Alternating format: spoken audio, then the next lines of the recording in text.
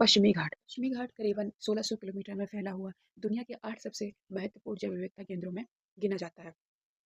इसे 3 भागों में विभाजित किया गया है। इसका विभाजन उत्तरी सह्याद्री, मध्य सह्याद्री और दक्षिण सह्याद्री में किया गया है, जो कि कर्नाटक, गुजरात, महाराष्ट्र, कर्नाटक, गोवा, केरला में और साथ में कन्याकुमारी में जाके ये फैला हुआ है, कन्याकुमारी तक। ठीक है? तो ये 1600 किलोमीटर की रेंज है। अब इसको मैप पे समझते हैं। तो मैप पे आप मान लीजिए कि इस तरीके से ये वेस्टर्न घाट की स्टार्टिंग होती है। तो वेस्टर्न घाट की जो स्टार्टिंग होती है वो तापी नदी के मुहाने से शुरू होती है, और ये किसकी बात कर रहे हैं? उत्तरी सह्याद्री की बात कर रहे हैं। ठीक है? ये आपका फैला हुआ है कहाँ तक? गोवा तक। और इसकी जो लंबाई है यानी कि उत्तरी सह्याद्री की, वो कितनी है आपकी? करीबन 650 किलोमीटर। ठीक है? यानी कि 650, है ना?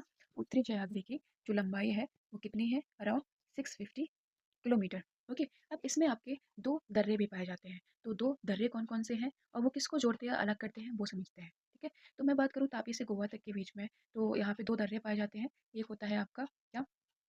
थाल घाट, और दूसरा होता है आपका क्या? भोर घाट, है ना?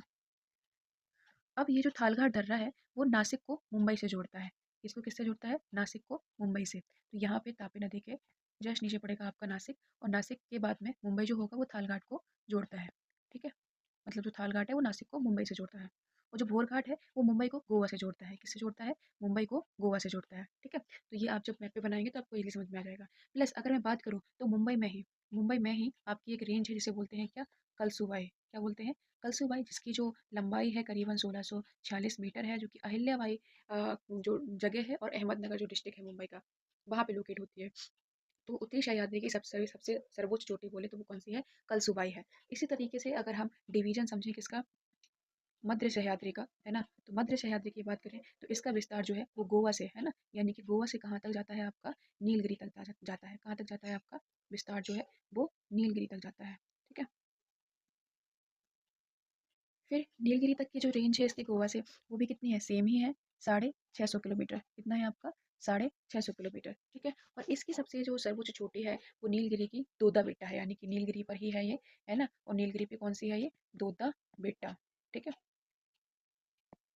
ओके। फिर अगर हम लोग साउथ यानी कि दक्षिण सह्याद्री की बात करें तो इसका विस्तार जो है वो नीलगिरी से जाकर कन्याकुमारी तक जाता है ना? देखिए मेरी हैंडराइटिंग अच्छी नहीं है, तो क्या ये स्टाइलस जो पेन होता है ना, तो उससे मैं लिखती नहीं हूँ, तो हैबिट भी नहीं है, तो इससे और भी ज़्यादा गंदी आती है ना?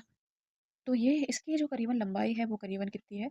300 किलोमीटर है। ठीक है? और यहाँ पे भी दो दर्रे पाए जाते हैं, एक तो होता है पाल घाट और होता है सेंडकोटा, है ना? जो पाल घाट है वो नीलगिरी से अन्नामलाई तक जाता है। कहाँ तक जाता है? नीलगिरी से अन्नामलाई के मध्य में, है ना? यहाँ पे मान लीजिए कि ये क्या है? अन्नामलाई है ना?